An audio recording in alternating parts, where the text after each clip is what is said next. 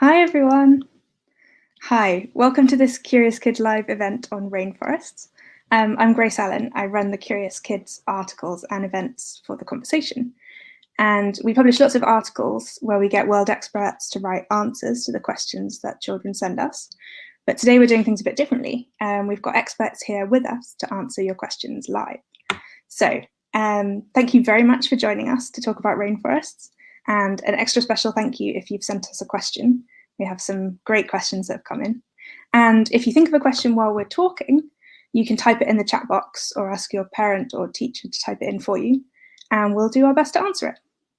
So I'm joined by two experts on rainforests, Dr. Liana Chua from Brunel University London and Dr. Louise Gentle from Nottingham Trent University. And to just get going, I'm going to ask them a bit about what it is they know about rainforests. So Liana, you've travelled to rainforests as part of your work.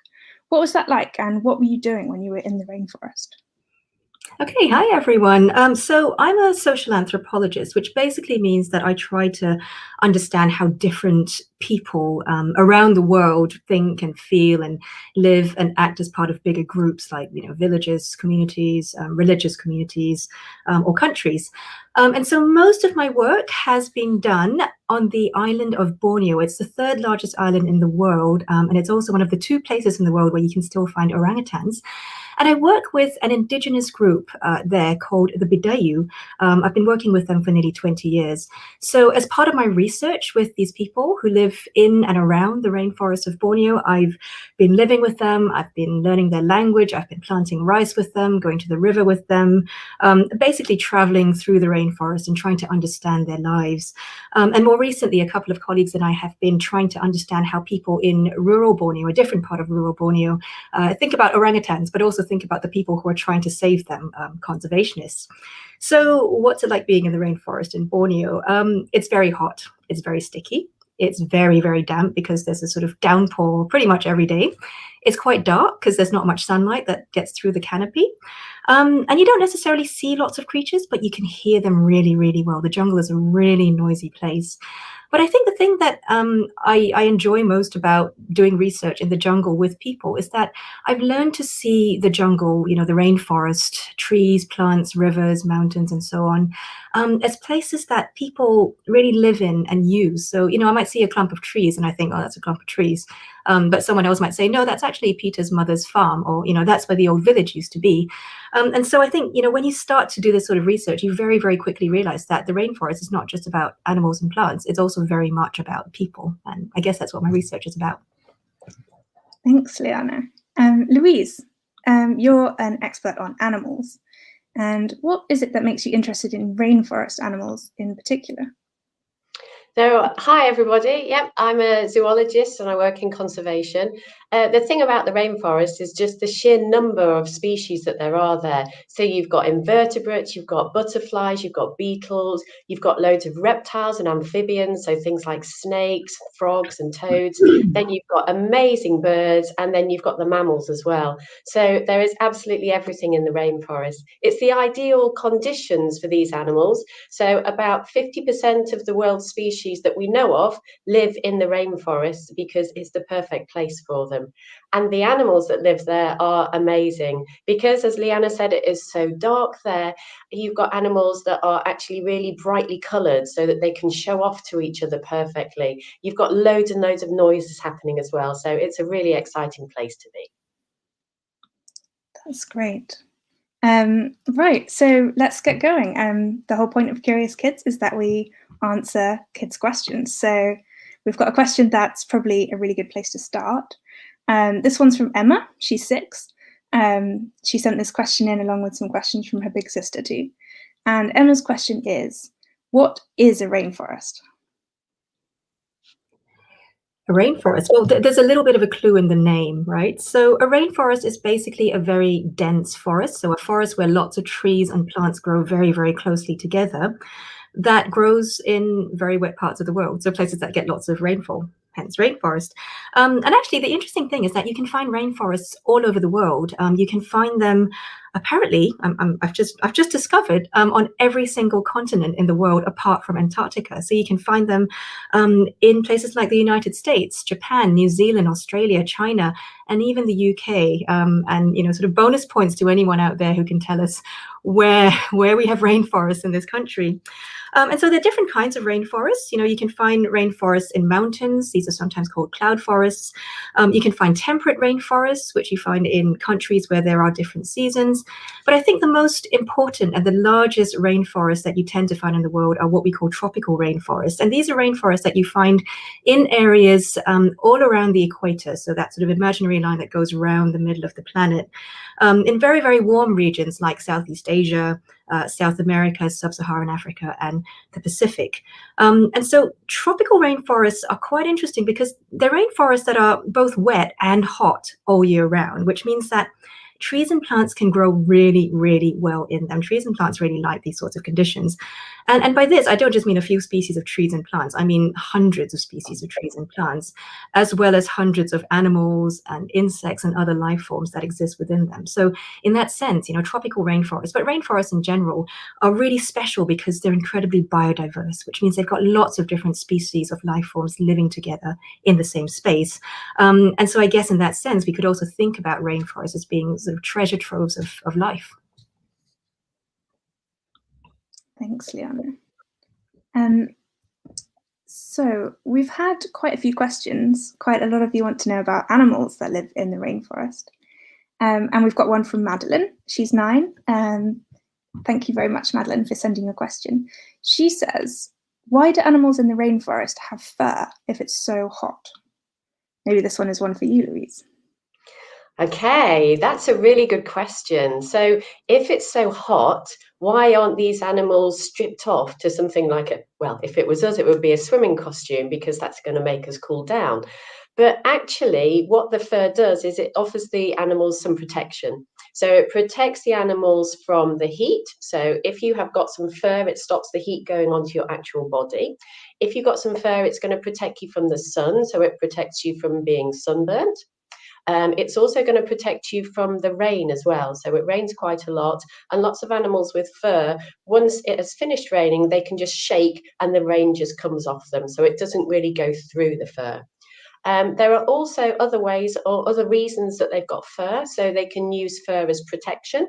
So almost like you wearing clothes, it's going to stop you scraping yourself and getting lots of cuts and bruises. It's also going to protect you against other animals. So things that might want to bite you, lots of insects, lots of parasites, things like that.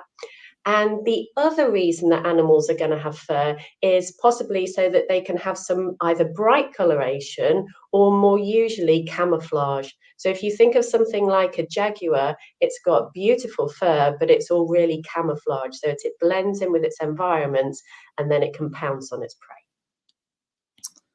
That's really interesting. Thank you.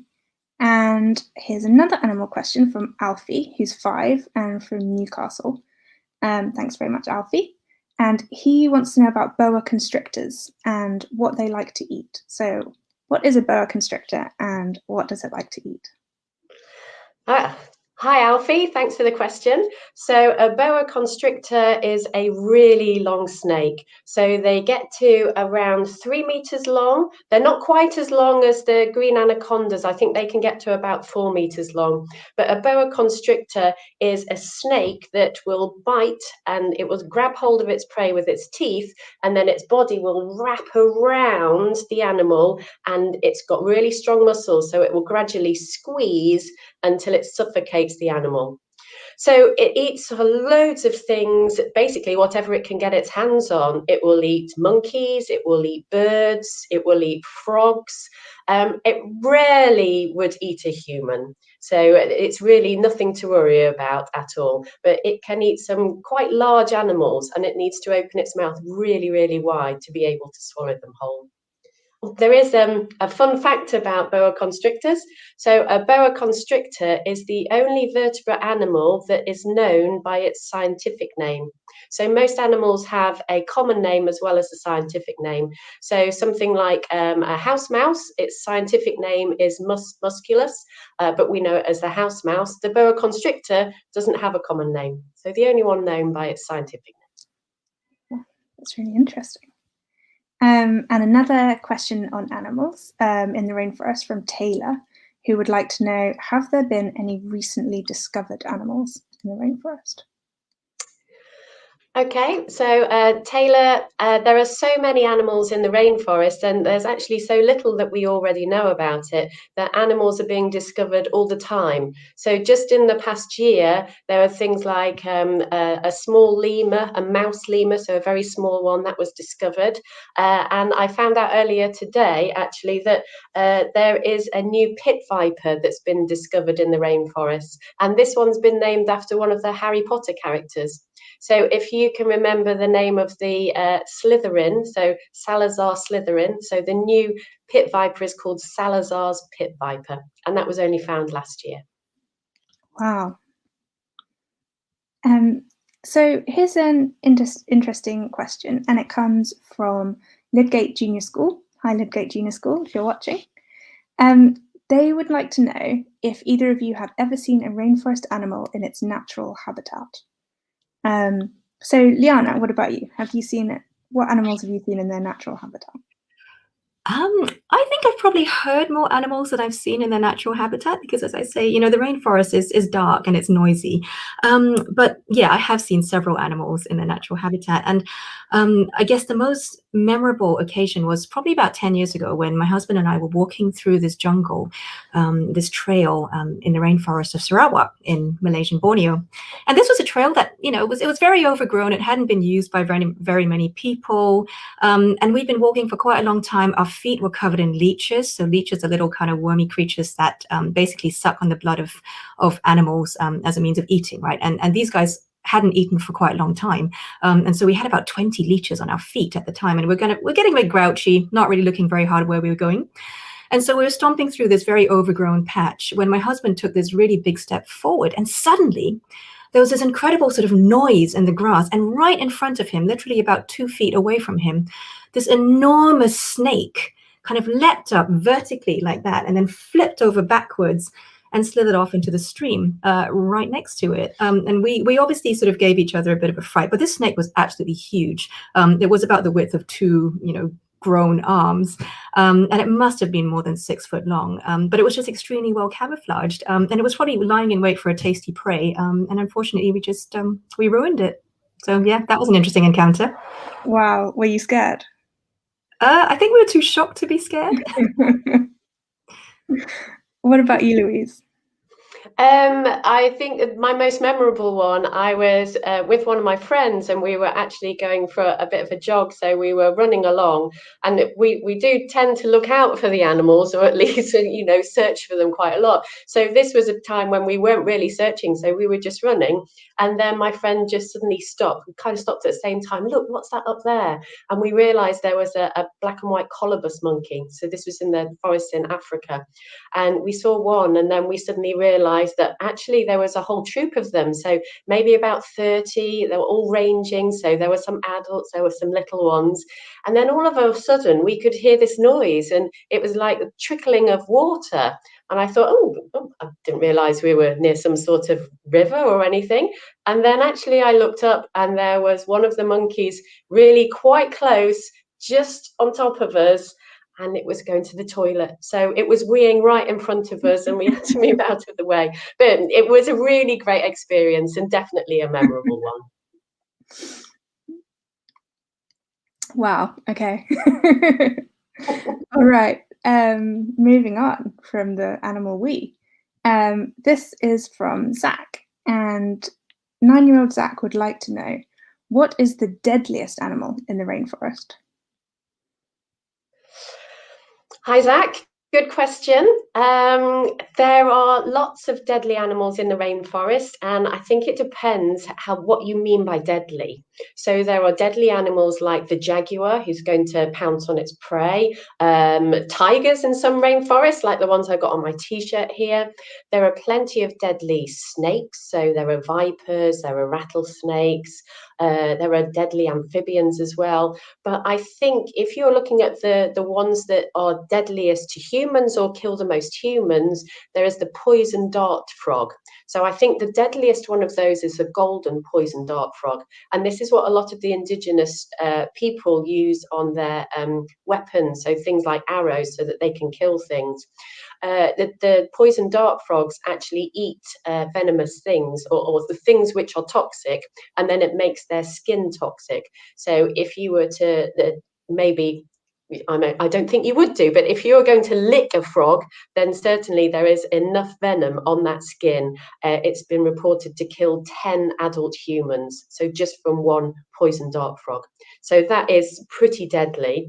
But the thing that I think kills the most people in the forest is the mosquitoes, because of the different diseases that it carries, so things like malaria. But in terms of deadly, I think you've got things like the poison dart frog, pretty cool. They're also really brightly coloured as well. So it's warning coloration to warn you that they are deadly. So things like bees and wasps have got the striped yellow and black warning coloration. The poison dart frogs, you've got ones that are bright blue, maybe red, green, and quite often with blacks on them as well. So that is a warning to other animals, stay away, I'm deadly. And Liana, what do you think? What's the most deadly animal in the rainforest? Well, I think we also need to think a little bit about what we define as animals. And I'm going to be a real sort of social anthropologist here and say that humans are animals too.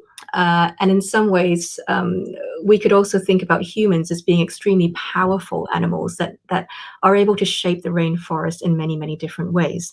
But it's also quite important to kind of figure out which humans we're talking about here, right? So if we're talking about humans who've lived in the rainforest for a very long time, they kill animals, they hunt animals, they eat animals, they use trees and other resources from the forest to live, and they've been doing that for many, many years. This is just part of life in the rainforest, and generally speaking, those humans are pretty good at not being too deadly, even though they're pretty good at actually, kind of using what they need from the rainforest to survive. I think where things get a little bit trickier is where you've got other humans who come in and change the rainforest in very big and very quick ways. When, for example, you've got very large areas of rainforest that are very quickly cleared and sort of razed, burnt for huge plantations, for mining, for new dams or new roads. These are pretty massive projects, and very often they are important to the country in various ways. But if they're not done carefully, they can cause a lot of damage, not only to the forests themselves, but also to the people who live in them. And so I guess that is one way we could also think about, the influence of one particular animal on the fate of the rainforest. And humans can be pretty deadly.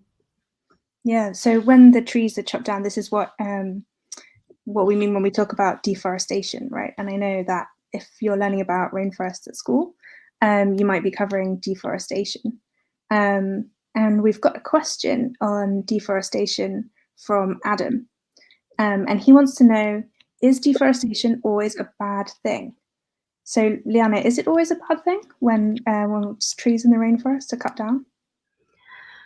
Thank you, Adam. That's a really, really good and really important question. Yeah, so deforestation is basically any sort of activity that involves getting rid of trees from forests by cutting them down, by clearing them, by burning them, so that the land can then be used for other things like farming or plantations or building new villages and stuff.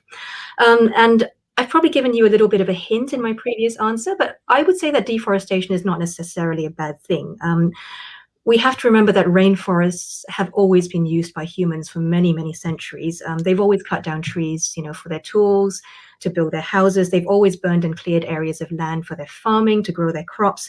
This is all pretty normal. And generally speaking, most communities that live in the rainforest have a pretty good idea of how to manage their land and to use it sustainably, right? So how to use the forest so that it's still able to grow back and recover rather than being completely destroyed. So for example, the people I work with in Borneo are rice planters. And what they do is every year they will clear and burn a piece of land for their rice farms and to grow their vegetables and stuff.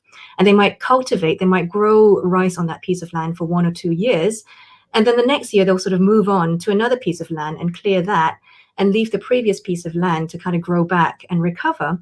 And what you tend to find is that because they've got quite a lot of land in this area, every piece of land gets about 7 to 10 years to recover. And so that means that they're able to sort of farm sustainably without actually damaging the environment too much. I think it tends to get a little bit trickier when we start looking at deforestation on a really large scale. When, as I said, you start clearing these huge tracts of rainforest to create plantations or mines or build dams or roads. And I think it's important to say that these projects are not necessarily bad, in the sense that I think it is reasonable for countries to want to use their forest resources to give their citizens a better life. These are very often important sources of income for people who live in rainforests.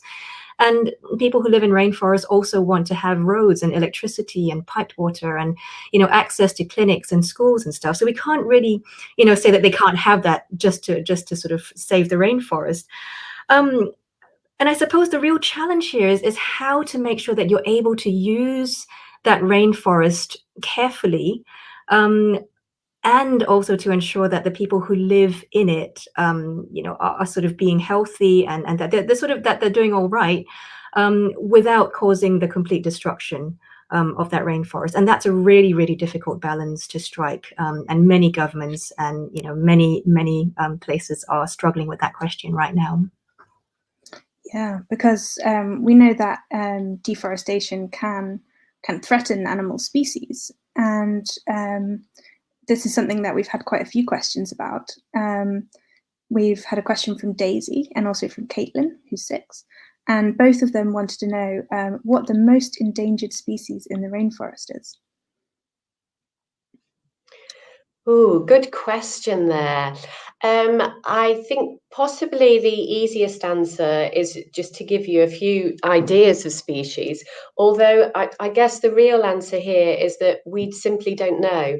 There is so much rainforest and so little work has been done on it, actually, that we don't know how many species there are. People are discovering new species every year, but as we're discovering new species, there are also species that go extinct. So there may be some species that have already gone extinct that we just simply don't know about.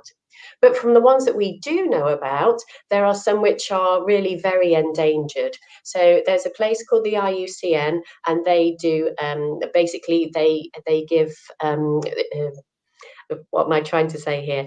They give ratings to various animals. So there are some animals which are called critically endangered and some which are just endangered. So the ones that are critically endangered are the ones that have got very few organisms left in the population, and the ones where their populations have declined very rapidly over recent years. So these are the ones that are most at threat of going extinct in the wild.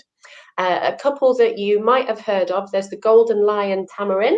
So that's a really beautiful sort of orangey looking monkey, and it's called golden lion. So it's golden fur and it's kind of all around its head like a mane, like a lion.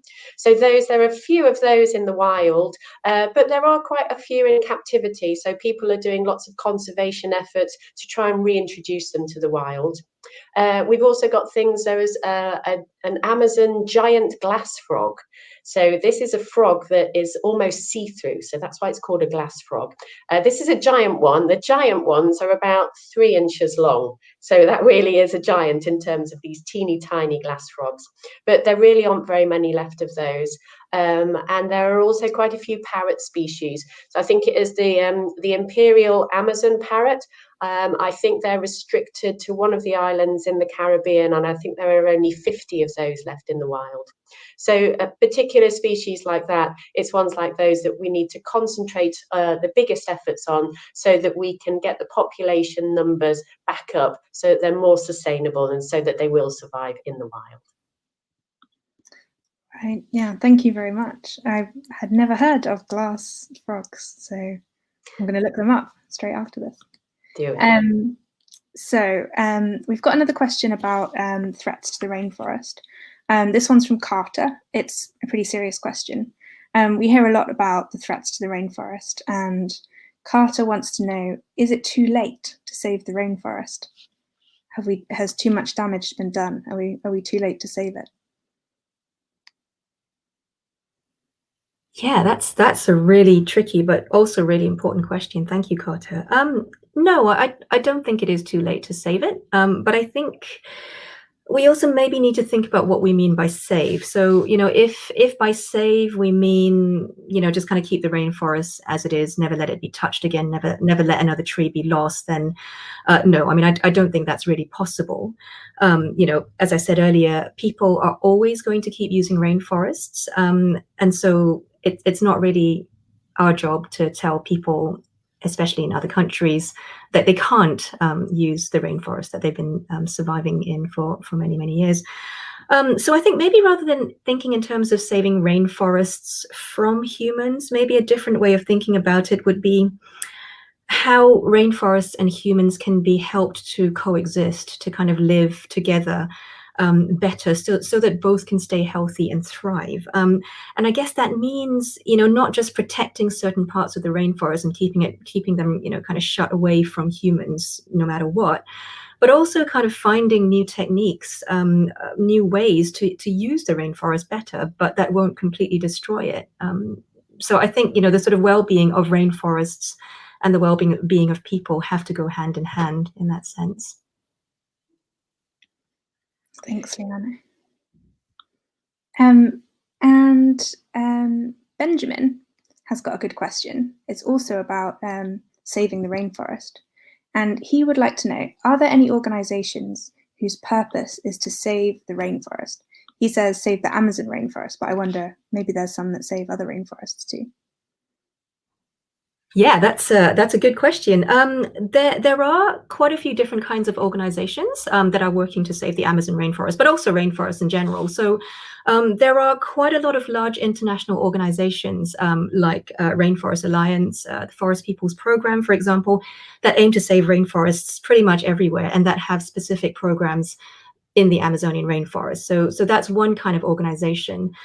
There's also quite a big organization called Survival International that works to really protect the rights and the land of indigenous people around the world. So indigenous people are people who have basically lived in that particular area on that land in those rainforests for many, many years, well before any other groups came into the area. And so they have a very special kind of right to the land. And so, organizations like Survival work on the basis that if they help indigenous people protect their lands and manage their lands, they will also help to save the rainforest in that way. Now, the question about Amazonian rainforest is interesting. I had to actually ask my colleague, Dr. Evan Killick, about this because he actually works on Amazonian rainforest. So thank you, Evan, wherever you are. So he tells me that as in other parts of the world, there's also some really, really important work being done to save the rainforests on the ground in these countries, which are really worth supporting. So the examples he's given me from the Amazon are the Interethnic Association for the Development of the Peruvian Jungle and the Coordinator of Indigenous Organizations of the Amazonian Basin. So these are sort of based in South America itself. And he also tells me that there exist a number of actual indigenous community-run projects that try to save the environment while also fighting for indigenous people's rights. And these include the COFAN in Ecuador and the Ashaninka in Brazil. So, in case you are interested, I'm sure we could get hold of more links, but, do give it a quick Google because these are organizations that are worth supporting. Sure. And actually that ties in really nicely with another question that we've got in, which is from Hisham. And Hisham says, what can we learn about protecting the rainforest from the people that live there? Great question, Hisham. We can learn many, many things about protecting the rainforest from the people who live there. I'll just try and pick up on two things which are connected. I think the first thing is that this may sound a bit strange, but very often people who live in the rainforest don't see that rainforest as this kind of special, untouchable, super sacred thing that they can't do anything with. It is basically very much woven into their everyday lives. So you will find people, using wood from the forest to build their houses. You will find people cutting down trees to plant their crops. And to touch on another question, which I got earlier as well, you do find people using animals from the jungle, like elephants, or dogs, as part of their work. So elephants, for example, have been used for many, many years in South Asia as beasts of burden, right? So beasts that sort of transport people or kind of carry very heavy stuff through the jungle.